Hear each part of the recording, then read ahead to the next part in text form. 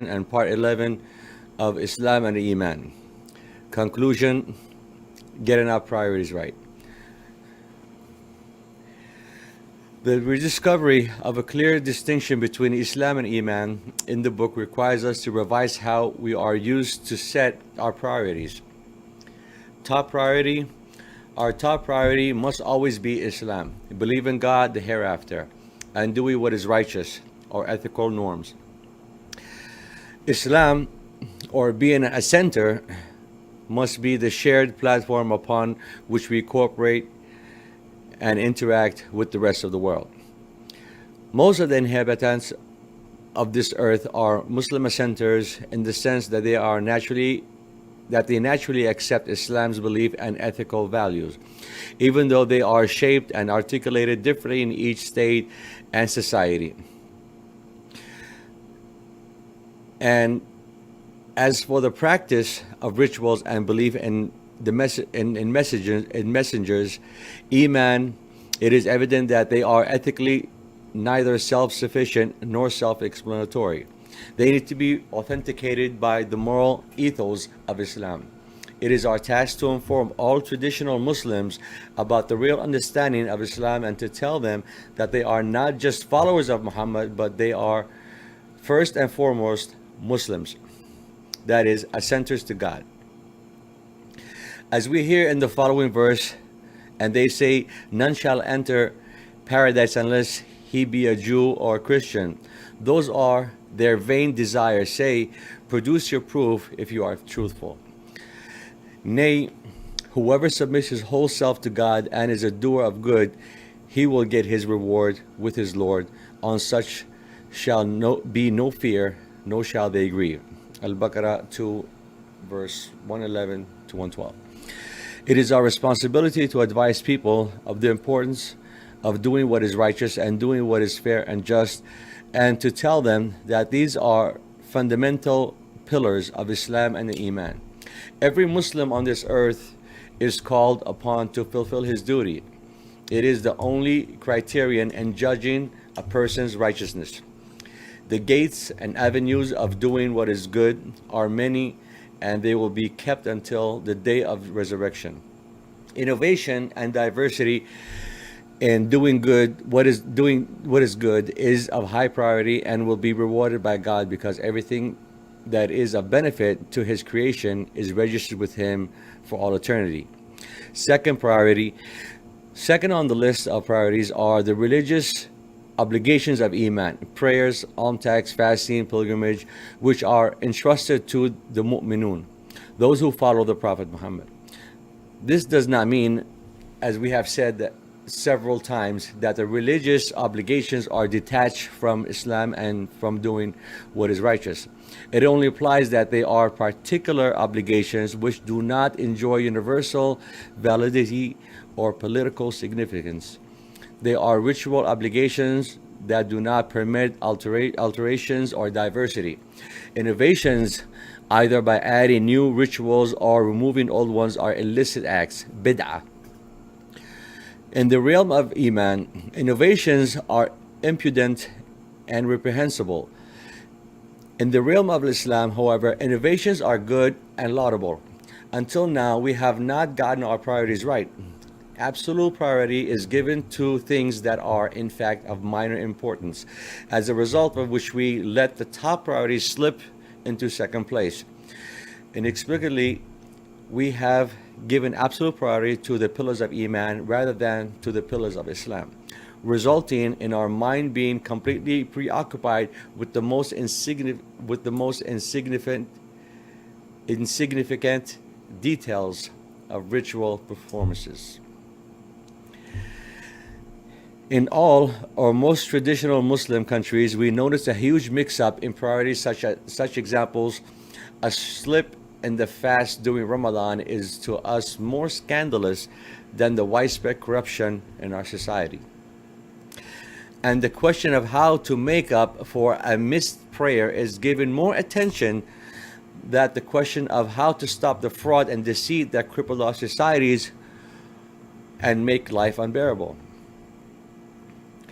Now we move on to the Islamic Revival, al-sahwa al-Islamiyya. in Arabic they call it, and the reawakening of faith, al-sahwa, al-Emaniyya. Once we have accepted that Islam is the natural religion of almost human beings, Deen al-Fitra, enjoying universal validity and applicability.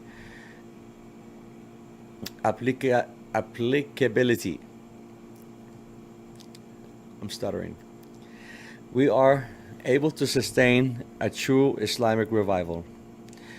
The following observation will help viewers to understand why the implementation of Islam, a proper Islamic revival, will be beneficial to all societies. Since Islam means wealth and welfare for everyone, we observe that in every society on this globe, employment is higher than unemployment. This shows that human societies advocate a culture of work ethics, a commitment to labor, and striving for the better. The concept of predestination and fatalism by which individuals live are once and for all predetermined is utterly un-Islamic. Healthcare and medical treatments are provided in order to prolong life and sustain health. The thought that each individual's lifespan has been predetermined, that the duration of life should not be artificially prolonged by medicine, is fundamentally un-Islamic. The fight for justice is essential for the proper functioning of human societies. The existence of fraud and deceit undermines the social and moral fabric of society, and hence committing these things is relatively heavily sanctioned by the legal system of most countries. Orphans are normally taken care by orphanages and other welfare organizations regardless of the children's ethnic or national origins. Sophisticated guidelines are laid down for the production of consumer goods, and deviations are harshly punished. In most countries, the main objective of the economy is the production of food, clothes, furniture, and luxury goods. So simple rules are given for the interaction between men and women. Most importantly, the inheritance of property by male and female descendants is regulated by testaments, not by complicated, gendered, and unjust inheritance laws as they are cherished by the clerics, fuqaha. They just love it. In short, a true Islamic revival means endorsing moral and social values that foster civil society in the shape of welfare organizations, trade unions, NGOs, community groups, business associations, self-help groups, coalitions, and advocacy groups. Unfortunately, generations of so-called scholars, ulama, have failed to turn Islam into a universally applicable and practical religion. Instead, they have promoted the values of slavish ritualism and a mentality of flight from this world to the next. That is a form of escapism that left them unable to give common people guidance on how to fulfill their aspirations in this world. We believe that this mentality of escapism and slavish ritualism is the reason why political Islam and the Islamist movement will fail to get overwhelming support of the majority of the population in most countries of the world. A true awakening of faith, al-sahwa, al-Emaniyya, a revival that does not exhaust itself by an increase in ritualistic performances through prayer, fast, and pilgrimage, is characterized by 1. An increase in the number of people who fast during the month of Ramadan and who disperse the month-specific voluntary donations, because Iman in this respect means also wealth and welfare. 2. An increase in the number of people who pay alms tax, because Iman means wealth and welfare. Since voluntary donations and the ritual of zakat are essentially social activities uniting social society by means of charity money, it is unlike prayer, fasting, and pilgrimage, also an activity of Islam and not just exclusively of Iman. 3. An increase in the number of people who take part in the burial prayer prayer for deceased fellow believers, showing their condolences, compassion, and commiseration, because Iman means wealth and welfare. 4. An increase in love for the messenger. Every true moral act that is achievable by everyone everywhere in the world belongs to the realm of Islam. The followers of Muhammad's messengerhood does not possess a monopoly over moral righteousness. We know that high moral virtues existed before the life of the Prophet, who embodied some of these noble virtues. Hence, they are not essentially grounded in his sunnah. The fact that they were also embodied by people before him shows us that they can be found outside the realm of Iman. In contrast, the very specific and particular rituals practiced by the followers of Muhammad messengerhood belong exclusively to the realms of Iman. Iman came after Islam, not before. It is incorrect to say that Islam was imposed on the earlier religions because we know that there was no religion that existed before Islam. It is, however, correct to say that Iman was imposed on earlier religion. Surah Muhammad states that people had faith in Muhammad Iman after they had believed in something else. He will remove them from their ills and improve their condition. Surah Muhammad 47 verse 2. Islam, with its belief in the existence of God and good deeds, is firmly placed in this world and yet also leads into the next. As for Iman, its place is also in this world, but unlike Islam, it is separated from the state and the organizations of civil society. To talk about our currently ongoing Islamic revival is nonsense. If we take the example of any Arab country and look at what has happened in these countries since their independence and today, we see that Islam has mostly entirely disappeared. We are observing a deeper slumber, not an awakening. In contrast, in other so-called non-Islamic countries, we recognize that al-Islam is everywhere because in those countries, wealth and welfare are ever growing, bypassing the so-called Islamic countries by 100 miles minimum.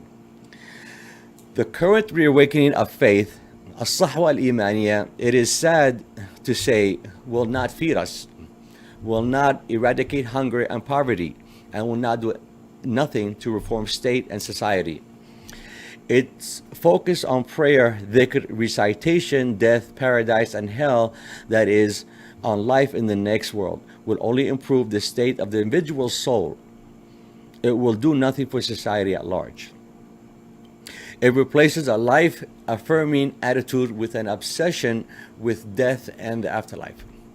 It will keep the believers unsympathetic to the plights and suffering in this world, as it will shut their eyes to the glaring despotism and autocracy of the political tyrants who seem to have been installed everywhere. It is a sobering thought that the impact of an increase in prayer, fasting, and pilgrimage on political culture is laughably negligible, and the political regimes will feel its weight like that of a dust speck. We need to unite and teach the now so-called traditional Muslims that what they call Islam is not copywritten for them. They just plagiarized it and privatized it as their own, sleeping on it, sleepwalking with it, stepping over everyone with their nonsense, hypnotized, brainwashed by it, diseased by it, causing everyone wanting to distance themselves from them. Islam is for all, not to a group, and definitely not to a special group of clerics and scholars that are basically claiming a jack of all trades, but really are masters of none.